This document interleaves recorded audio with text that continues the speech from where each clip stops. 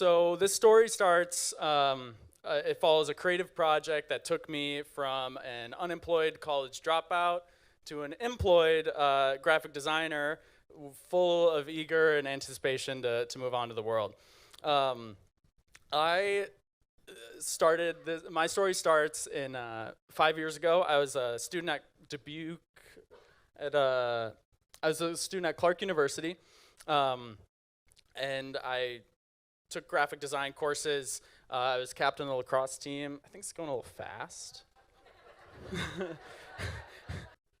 So I was a pretty ordinary student. I was captain of the lacrosse team. I was in the graphic design program, and I went to school for the same reason a lot of people, I think, go to school, and that was to kind of find this meaning and purpose in my life and figure out what it is I wanted to do.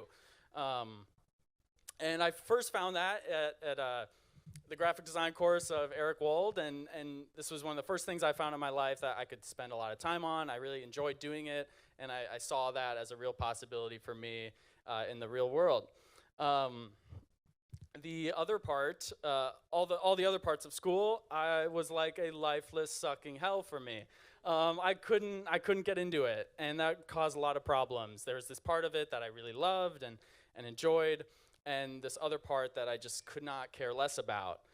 So then enter the coronavirus. So I was in college during the coronavirus, so if anyone was also in there, you know that it was just such a strange time. So one week you were seeing these rumors on Twitter about this thing, and then next week all of the lacrosse season is canceled, all of your classes are now online, and that sort of really changes things for art school, particularly if you're like working on a painting or something.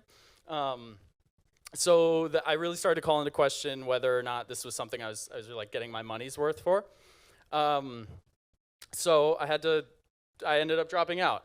I left college very suddenly and just sort of stopped going, which is not the way to do it. Don't leave mid-semester. But I just made radical changes in my life. I dropped out, I sort of disappeared, but in the shadows, I really started to build like my master plan, right? Which brings us to the target, which is the American Advertising Federation, the AAF Dubuque, which is, they hold on this award ceremony called the Addies for local graphic designers and marketing professionals. So this was my plan to break into that, to make something out of my graphic design career after dropping out and after not having to fall back on a degree. Which brings us to the Nico Cat Corp New Year's special. So you see, this was the COVID year of the Addies, which means there was a video submission that paired with the file submission for the online entry.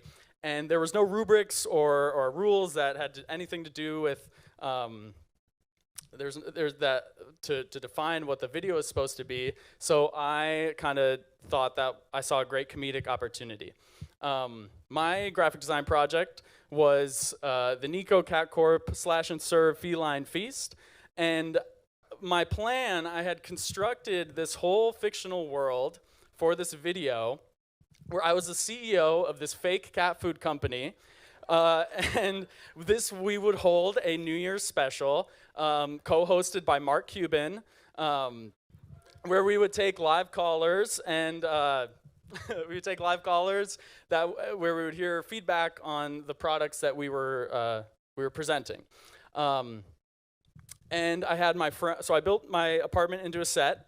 I had my friends call in pre-recorded phone calls to pretend to be the live callers. And things started to go south really fast. The feedback, the callers were saying that this food was no good. Their cats are getting sick. We have to rush our cat to the hospital. And Mark still hadn't shown up. So the whole thing sort of devolves into chaos. I fire my fictional producer, and Mark still hadn't shown up. But I had made it. I made the thing. I made this 35-minute epic story that I had submitted to the Addies that made no sense with my packaging design concept. And I did it. I was proud of myself. So fast forward 2 months later to the night of the award ceremony. This was it. This was my time. All of this time had led to this. This was the final payoff for this prank video where the judges were finally going to talk about how, stupid this was. But they didn't watch it. I didn't win an Addies, and I still didn't really know what I wanted to do with my life. Fast forward 2 months later, I get a modest cashier job at a new CBD company who made things in-house. They were making new products, and here I was, this graphic design student dropout who could totally make stuff on their iPad while they're working. So the next 2 years, my role with the company grew as the company grew. So I would start just making little sketches for the design. I went on to produce over 400 SKUs of products for dozens of categories that appeared in over 200 wholesale locations all across the Midwest. And it all started because of this stupid video I made. And that was this vehicle for me dropping out of college. So I guess my takeaways here. I think the Nico Cat Corp New Year special, as silly and nonsensical of an idea that it was my way of learning how to fly, even though I threw myself out of the nest. And Mark still didn't show up. It's okay to chase your dreams, and try these stupid ideas and make something yourself. But just don't count on Mark Cuban, because he's probably not going to show up to your thing. Thank you.